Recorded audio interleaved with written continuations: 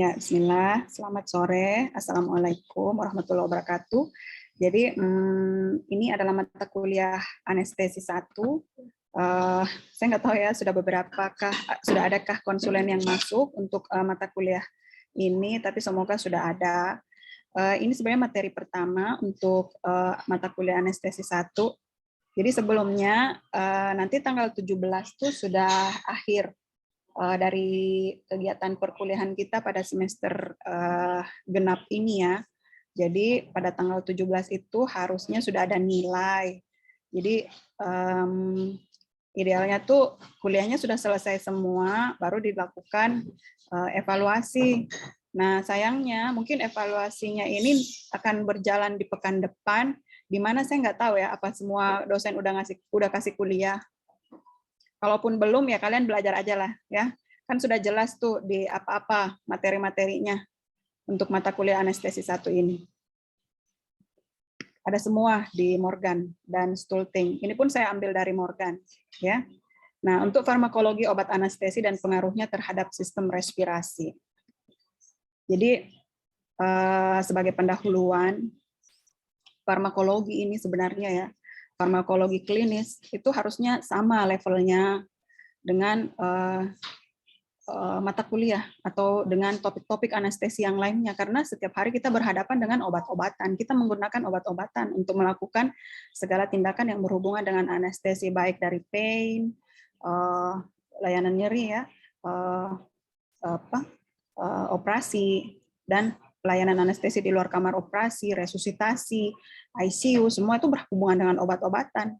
Jadi memang harusnya Anda tuh juga expert ya, tahu mengenai farmakologi klinis ini, khususnya obat-obatan yang berhubungan dengan tindakan kita anestesi.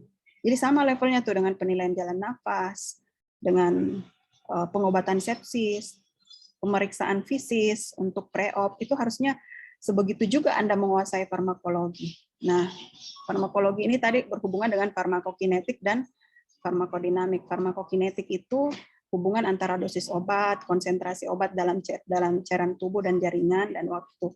Di mana kalau farmakokinetik kita berbicara mengenai absorpsi, distribusi, biotransformasi, dan ekskresi. Untuk farmakokinetik, yang pertama kita membahas mengenai penyerapan atau absorpsi.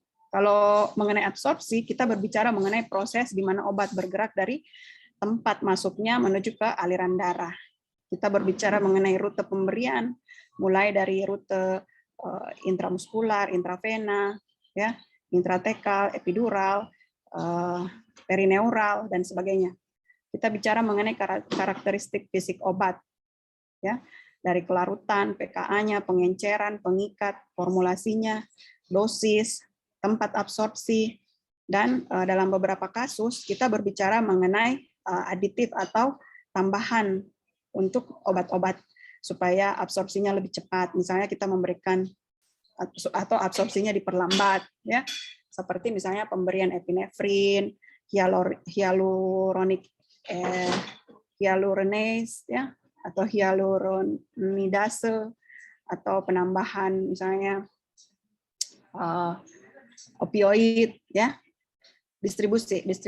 Nah setelah obatnya itu diserap, sudah diabsorpsi, maka obatnya didistribusikan oleh aliran darah ke seluruh tubuh.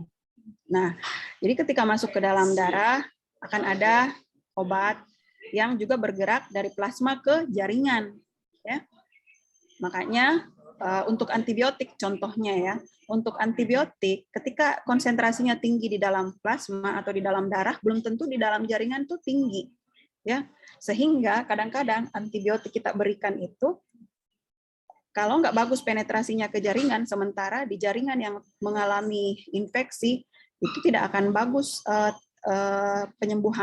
penyembuhannya juga pasien ini, ya. Nah, ketika konsentrasi plasma melebihi konsentrasi dalam jaringan, maka akan berusaha dicapai equilibrium atau keseimbangan. Obat akan bergerak dari plasma ke jaringan. Dan sebaliknya, ketika konsentrasi plasma kurang dari konsentrasi jaringan, maka obat bergerak dari jaringan kembali ke plasma. Inilah yang disebut sebagai keseimbangan, ya.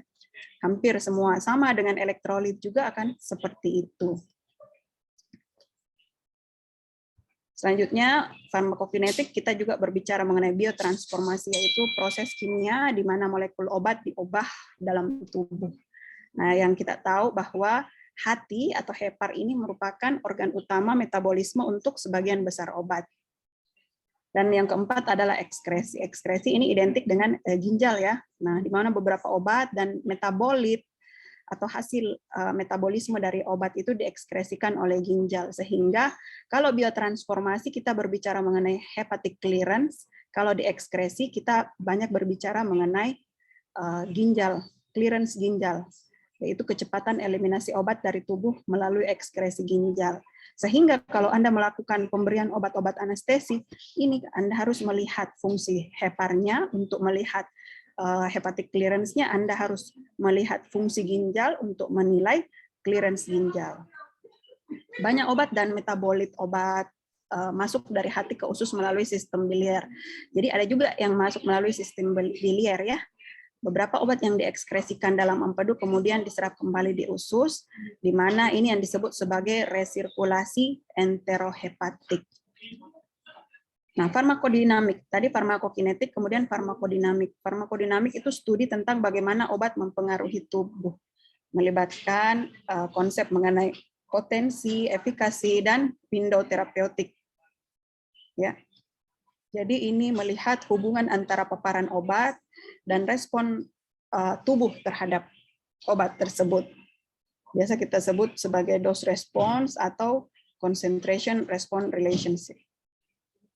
Nah, selanjutnya saya akan membahas mengenai anestetik inhalasi dan anestetik intravena serta agen analgesik terhadap tubuh kita ya, pengaruhnya terhadap tubuh kita.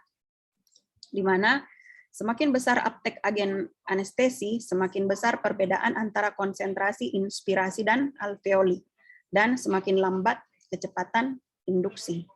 Ya. Nah, 3 faktor yang mempengaruhi pengambilan agen anestesi yaitu kelarutan dalam darah, aliran darah alveolar, dan perbedaan tekanan parsial antara gas alveolar dan darah vena. Keadaan keluaran yang rendah mempengaruhi pasien untuk overdosis dengan agen yang larut karena tingkat kenaikan konsentrasi alveolar akan meningkat secara nyata. Saya stop share dulu ya.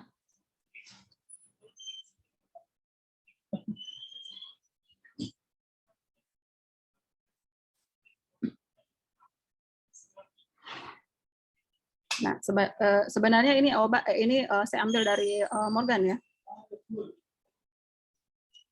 Rajin-rajin kok baca Morgan, soalnya Morgan ini aturannya tuh selalu kita baca. Setiap mau menghadapi pasien, kita baca lagi Morgannya. Adil.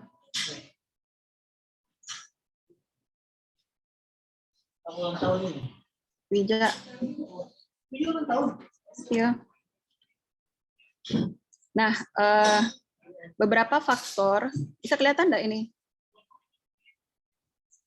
Halo, bisa kelihatan enggak ini? Oke.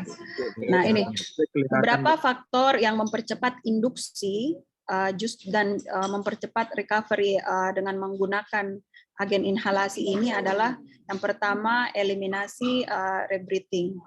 Yang kedua high fresh gas flow ya. Jadi ada aliran darah, aliran gas yang digunakan untuk mendorong anestetik inhalasi ini masuk ke dalam paru-paru kita, di mana kecepatan induksi dan kecepatan recovery dari agen inhalasi induksi itu dipengaruhi juga oleh fresh gas flow. Yang ketiga adalah volume sirkuit ya. Yang selanjutnya adalah absorpsi sirkuit anestesia ya, akibat sirkuit anestesia. Selanjutnya solubility, aliran darah cerebral yang tinggi, dan kecepatan ventilasimu ya. Tentu semakin cepat, semakin semakin cepat kita memberikan ventilasi, maka semakin mudah, semakin cepat proses induksi agen inhalasi anestesinya. Nah, ini adalah minimum alveolar concentration.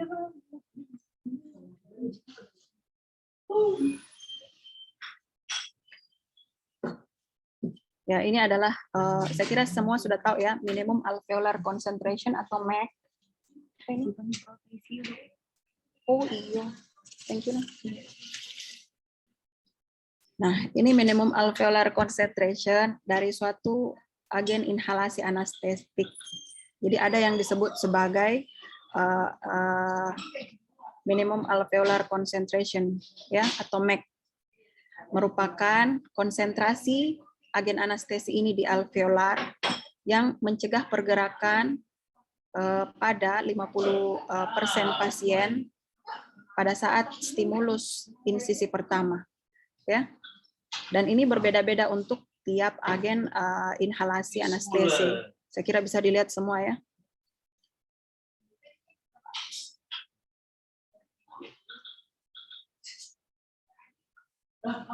Ada yang disebut sebagai hepatitis halotan. Kalau zaman dulu ini halotan sangat umum ya digunakan, harganya murah, mudah didapatkan, tapi sekarang sudah nggak kepake lagi karena sudah banyak yang agen anestesi yang lebih bagus, menawarkan onset yang lebih cepat dan masa pulih yang lebih singkat, sehingga halotan makin lama makin hilang ya. Sudah tidak digunakan lagi. Ditambah lagi ini ada komplikasinya, hepatitis halotan. Selain itu, ada yang sering naik di ujian nih. Dia bisa mengakibatkan disritmia ya, junctional apa ya? Itu bisa mengakibatkan khususnya pada saat ketika digunakan bersamaan dengan penggunaan epinefrin ya.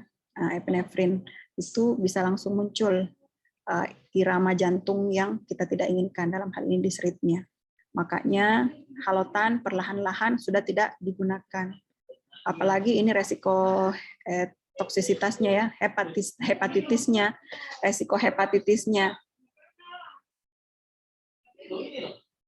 Nah, selain itu, yang paling umum digunakan selain sebelumnya yaitu isofluran, meningkat ke sevofluran, dan yang terakhir ini adalah desfluran ya.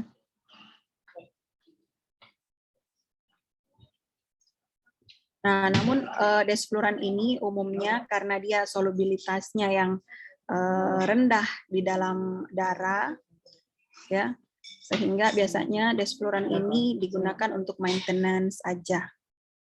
Di awalnya biasanya induksinya dengan menggunakan agen yang lain. Karena solubilitasnya yang rendah di dalam darah dan jaringan, maka desfluran ini senang orang pakai karena mudah bangun, mudah emergens pasien dari efek anestesia.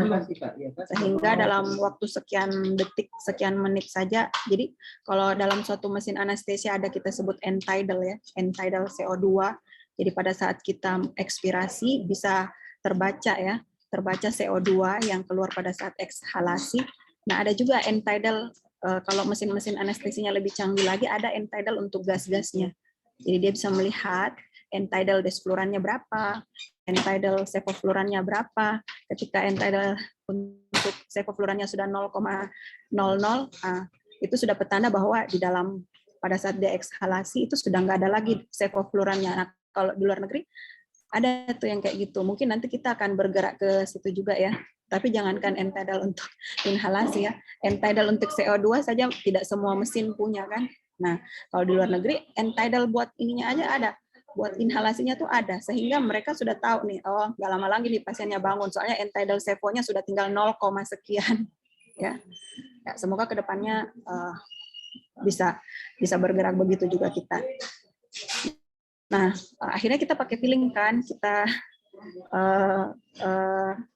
melihat respon-respon pasien, heart rate-nya sudah mulai meningkat, pola nafasnya sudah mulai bagus. Nah, itu menjadi petanda bagi kita, pasien sudah mulai hilang efek-efek anestesi intravena atau anestesi inhalasinya.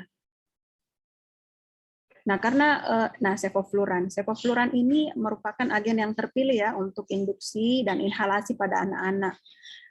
termasuk juga dewasa sebenarnya ya. Kenapa? Karena dia tidak menyengat, baunya tuh nggak menyengat, dan cepat konsentrasinya meningkat di dalam alveolar.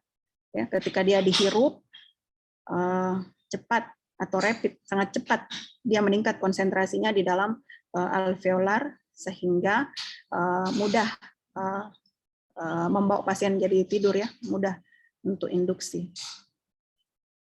Sebenarnya kalian tuh harusnya tiap hari ya baca-baca sedikit-sedikit, cicil-cicil mengenai dari Morgan ini. Nah,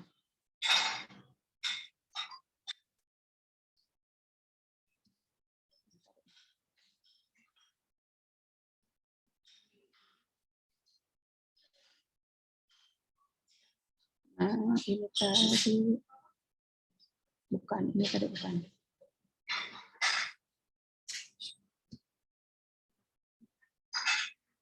Sorry ya, saya bukanya soalnya di sini jadi.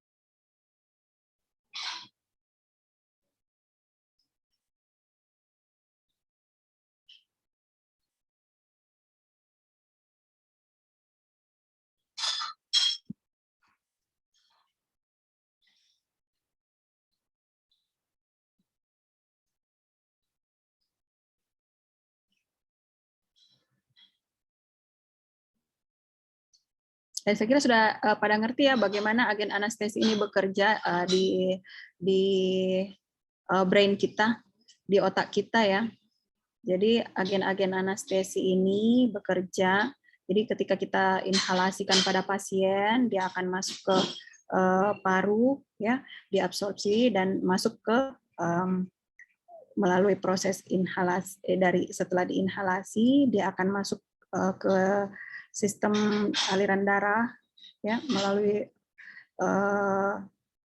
paru-paru, dan nanti akhirnya akan masuk ke bekerja di sistem saraf pusat, ya, bekerja di sistem saraf pusat dan bekerja pada reseptornya, ya, di mana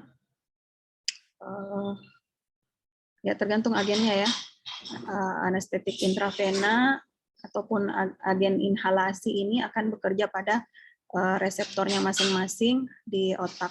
Ada yang bersifat, ada yang bekerja di reseptor eksitatorik, ada di reseptor lain seperti GABA, ya, gamma aminobutyric acid, sehingga mengakibatkan efek anestetik.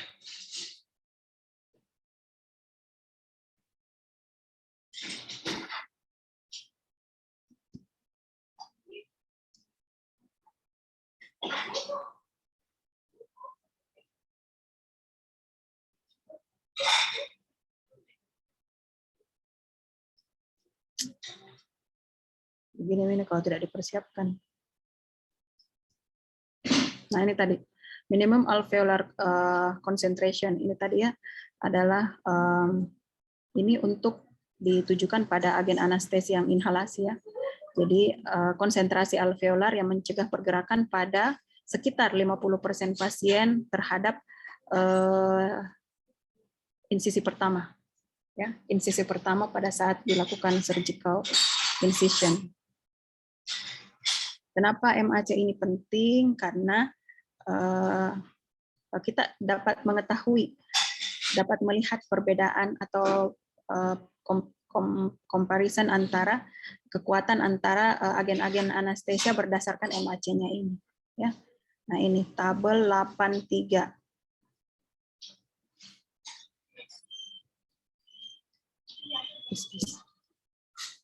Mana tabel MAC-nya?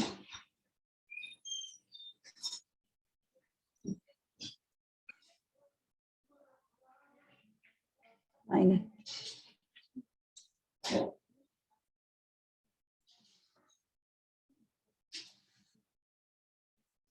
Ya, MAC-nya. Isofluoran sekitar 1,2, desfluoran 6,0, sevofluoran 2,0. Ini adalah MAC pada usia 30 sampai 55 tahun pada tekanan 1 atmosfer. Ternyata semakin meningkat usia tuh maka MAC atau minimum alveolar concentration itu akan terjadi penurunan pada orang-orang yang makin meningkat usianya, ya.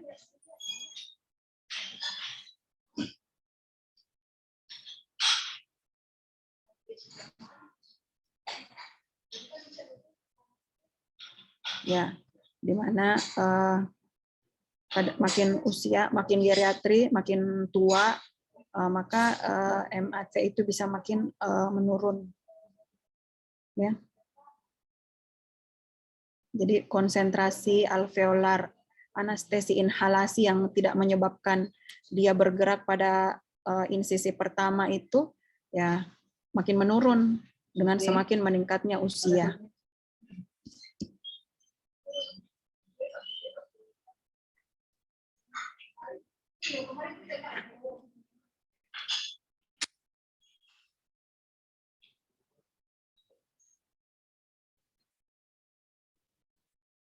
Nah, bisa kita lihat di sini ya, pada beberapa agen inhalasi anestesi, nitrous oxide sudah kita tidak gunakan, demikian pula halotan di sini, meskipun nitrous oxide itu masih banyak ya, kalau nanti kalian mungkin selesai ke daerahnya masing-masing, bisa jadi NO ini, N2O ini masih ada di daerah kalian, bisa jadi. Tapi mungkin yang paling umum digunakan adalah isofluoran dan sevofluoran. Haloten ini sudah sangat jarang. Desfluoran itu biasanya dia menggunakan vaporizer sendiri ya. Dia menggunakan vaporizer sendiri sehingga bisa jadi belum semua rumah sakit memiliki. Nah, bisa kita lihat di sini bagaimana efek-efek anestetik inhalasi terhadap sistem per sistem ya. Bisa kita lihat di sini pada cerebral ya, pada blood flow ya, pada blood flow pada cerebral sendiri yang paling meningkatkan intracranial pressure adalah haloten ya, dan yang sedikit efeknya terhadap cerebral ini adalah sevofluoran. Bahkan dikatakan sevofluoran, desfluoran dan isofluoran ini menurunkan cerebral metabolic rate ya. Meskipun di sini kurang lebih hampir sama ya panah-panahnya, tapi untuk prosedur bedah saraf atau prosedur-prosedur yang kita harapkan cerebral metabolic rate-nya mau kita turunkan, itu kita lebih menggunakan agen sevofluoran karena efeknya yang lebih bagus dibanding agen inhalasi yang lain ya. Tapi kalau memang tak ada ya masih bisa digunakan isofluoran kecuali haloten ya, karena haloten Anda bisa lihat cerebral blood flow-nya meningkat lebih besar dibanding yang lain, dapat meningkatkan intracranial pressure dan beberapa efek-efek yang lain. Kenapa haloten ini bisa mengakibatkan hepatitis ya, menginjus hepatitis karena penggunaan haloten dia sangat menurunkan blood flow hepatik ya, dan ke sel heparnya sendiri dia langsung mengakibatkan efek toksik sehingga resiko hepatitis sangat besar pada penggunaan haloten. Nah, Anda bisa bacalah ya masing-masing bagaimana efeknya agen inhalasi ini terhadap baik sistem kardiak, sistem respiratori, cerebral, hepatik, dan renal. Yang paling distressing biasanya sih pada sistem cerebral. Ya, agen-agen inhalasi mana yang terpilih pada prosedur-prosedur bedah otak, karena kita tahu bahwa kita mau menurunkan cerebral metabolic rate atau CMRO2 pada pasien-pasien bedah saraf atau yang ada masalah kranial, sementara prosedurnya bukan prosedur kranial ya, sehingga yang dipilih agen apa ya. Satu barangkali yang biasa menjadi pertanyaan juga adalah agen anestetik inhalasi apa yang terpilih digunakan pada prosedur pada orang-orang yang sudah ada riwayat kejang sebelumnya ya. Enggak ada di sini, Dik. Ada namanya enfluran itu sangat tidak terpilih, tapi saya lihat di sini sudah tidak muncul lagi ya. Kalau di Morgan sebelum-sebelumnya mungkin masih ada disebutkan enfluran. Enfluran sudah sangat jarang kita dapatkan ya.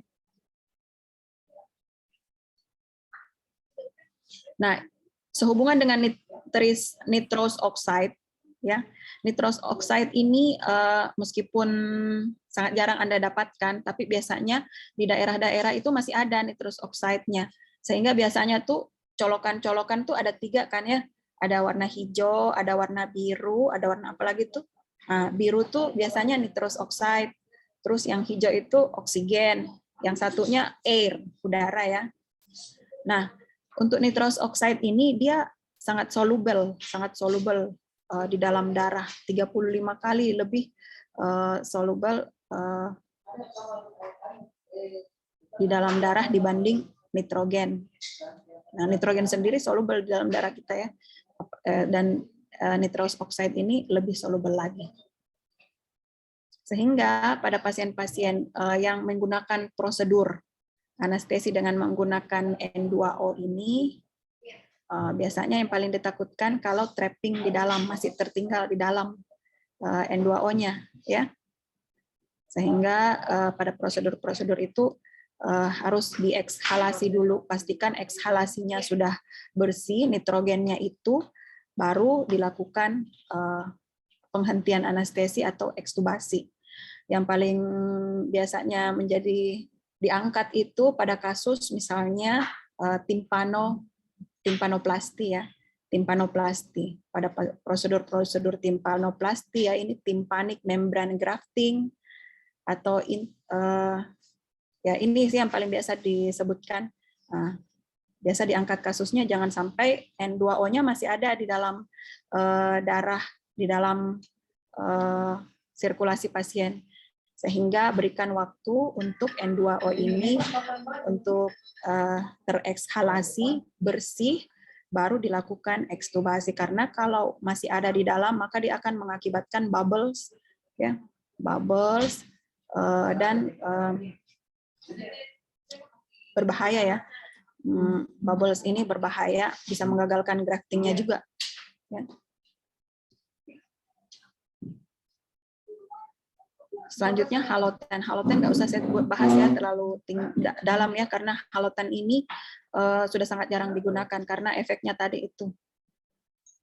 Efeknya tadi itu bisa mengakibatkan haloten hepatitis. Pada kardiovaskular sendiri, tadi saya sudah sebutkan ya, bisa mengakibatkan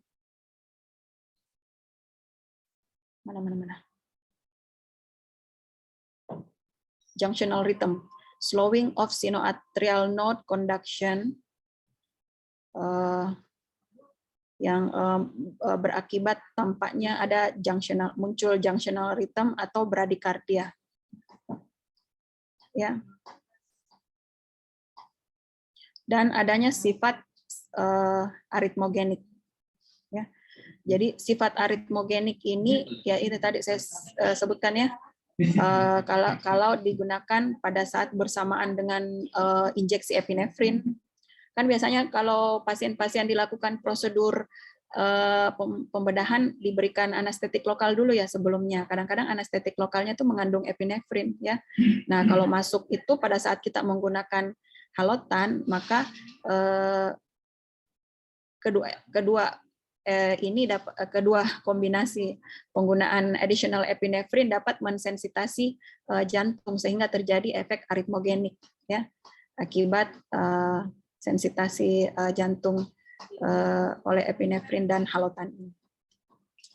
Sehingga sudah sangat jarang juga digunakan akibat ini. Padahal dulu kalau kita mau kasih tidur bayi-bayi, anak-anak, itu enak sekali pakai halotan. Ya, waktu itu belum ada sevofluran. Nah, sekarang sudah ada sevofluran, lebih bagus lagi kita menggunakan sevofluran karena induksinya lebih cepat dan efek ini tadi efek bradikardi.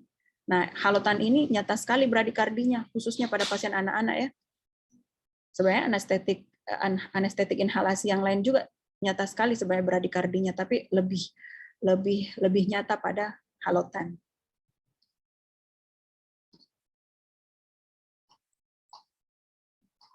Nah, hebatnya dia merupakan poten bronchodilator.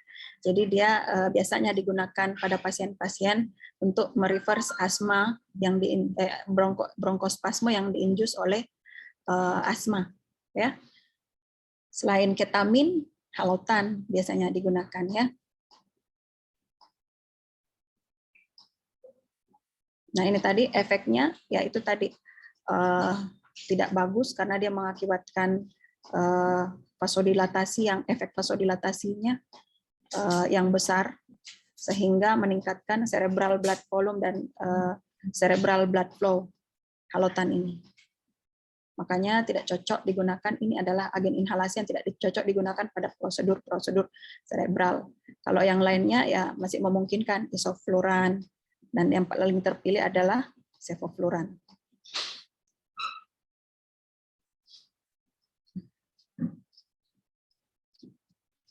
Isofluran ya saya kira kalian semua sudah tahu ya berapa MEC-nya dan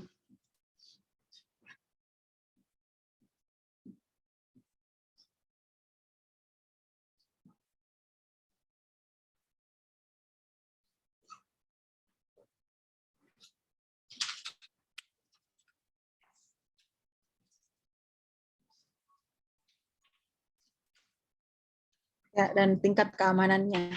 Nah, untuk isofluran sendiri dikatakan kontraindikasinya itu tidak ada. Ya. Namun seperti halnya agen inhalasi yang lain pada pasien dengan shock hipovolemia, dengan volume intravaskular yang kurang, ya dok, dengan volume intravaskular yang kurang, maka agen inhalasi intravena dan agen inhalasi dan intravena selain ketamin itu merupakan kontraindikasi. Selain itu, agen inhalasi baik halotan, sevofluran, isofluran pada pasien yang ada riwayat malignan hipertermia itu bisa mencetus malignan hypertermia. Selanjutnya adalah desfluran. Desfluran ini tidak terlalu populer meskipun dia yang paling bagus sebenarnya karena dia rapid onset dan rapid recovery. Ya, karena dia tadi low solubility, solubility-nya rendah. Tapi dia mahal. Selain itu, dia memiliki vaporizer tersendiri. Kenapa? Karena desfluran itu pada suhu ruangan dia tuh akan menguap. Pada suhu ruangan tuh dia akan menguap. Jadi dia memang khusus memiliki vaporizer tersendiri, ya, vaporizer tersendiri. Jadi nggak bisa sama dengan yang lainnya.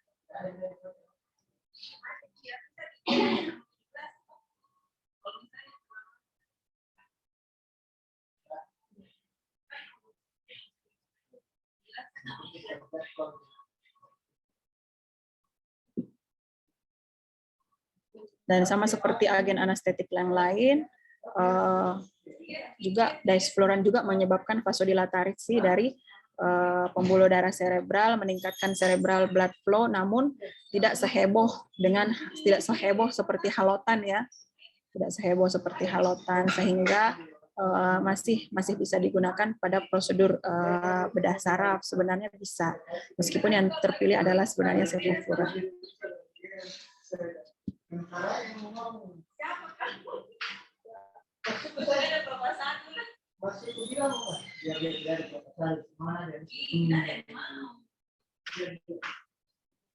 Yang terakhir adalah sevofluran.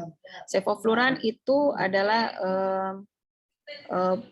yang ini tadi ya, terpilih digunakan pada induksi pediatrik anak-anak bayi ya yang belum ada terpasang kateter intravenanya karena dia baunya tidak menyengat, malah agak harum ya dibanding yang lain, dan cepat meningkat konsentrasinya di dalam alveolar sehingga cepat mencapai level induksinya. Bahkan kalau digabungkan dengan nitrous oxide atau N2O dalam waktu 1 menit itu dengan sevo sendiri itu sudah tercapai dosis induksinya. Saya sendiri biasanya menggunakan dosis yang paling tinggi 6 atau 8% sevofluran dikombinasikan dengan oksigen dan udara, itu biasanya dalam beberapa tarikan nafas udah langsung tidur pasiennya ya kalau anak-anak.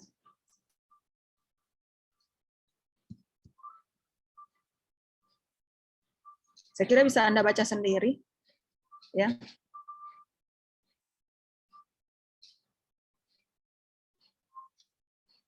Hati-hati pada pasien yang menggunakan ini ya halogenated fluoride, fluoride, baik desfluran maupun sevofluran, adanya potensi nephrotoxicity ya.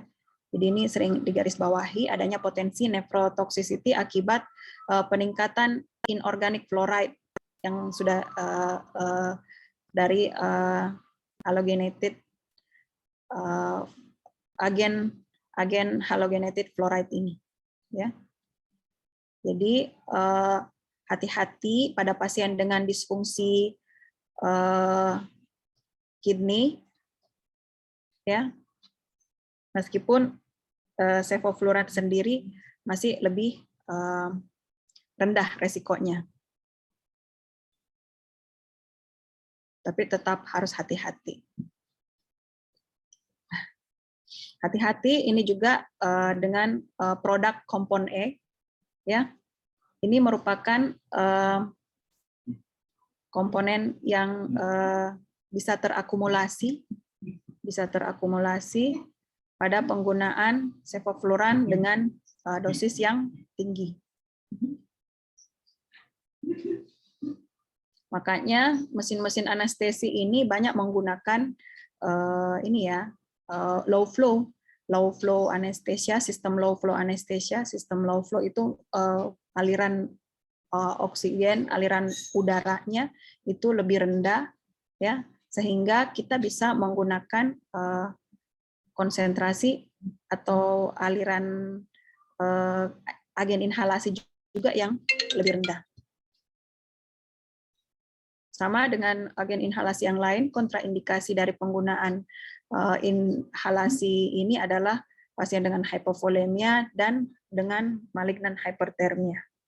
Ini juga karena tadi bisa mengakibatkan peningkatan cerebral blood flow, bisa mengakibatkan vasodilatasi cerebral. Jadi pada pasien dengan hipertensi intrakranial itu juga kontraindikasi ya.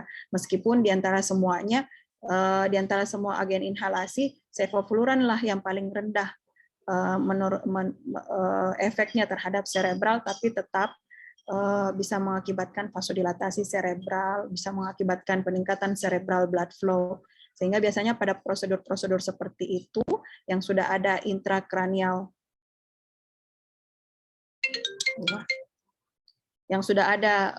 intrakranial hypertension, biasanya menggunakan total intravena ya, baik dengan propofol maupun yang paling bagus adalah dengan barbiturat ya, golongan barbiturat. Oke, saya kira itu saja. Ini sebenarnya saya mau membuka kalian supaya bisa baca-baca ya buku-buku.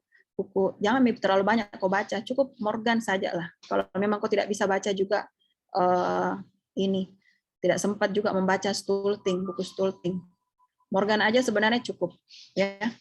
Ini di Morgan Anda bisa baca bahwa propofol itu mudah menjadi tempat perkembangbiakan bakteri, sehingga Sehingga teknik steril mesti kita lakukan pada preparasi, persiapan, dan penyimpanannya. Di mana kalau sudah 6 jam terbuka, itu propofol itu harus digunakan.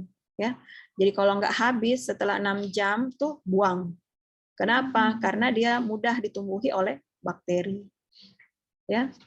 Ya, silakan baca lebih banyak lagi di sini. Saya kira kalian ini masih semester 2 ya. Nanti semester 4 di pertengahan atau akhir semester 4 ini Anda akan mengikuti ujian CBT. CBT itu adalah ujian nasional untuk teori. Jadi semakin Anda sering baca ya, semakin bagus, semakin siap kalian menghadapi CBT ya. Nah, kayak gini. Ini tuh naik juga nih. Naik juga di ini pH-nya ini ya. pH obat termasuk tiopental ini pH-nya lebih dari 10 itu naik juga di ujian ya. Gara-gara saya baca ini saya jadi ingat salah satu statementnya di situ.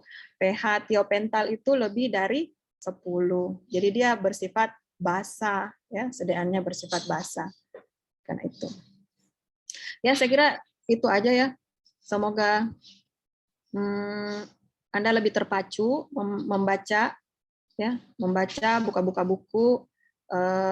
Kalau baca-baca jurnal banyak sebenarnya jurnal ya, tapi lebih banyaklah Anda baca-baca buku Morgan dan Stulting untuk lebih dikuasai dulu deh untuk semester 1 2 3 4 ini. Ya. Kalau mau baca-baca jurnal pendukung udah kalau sudah tamat kok di Morgan sama Stultingnya. Oke? Ya, saya kira cukup ya. Ada pertanyaan? Kalau nggak ada, saya cukupkan. Sugni sudah ya? Kenapa Daud Yusuf ini yang muncul?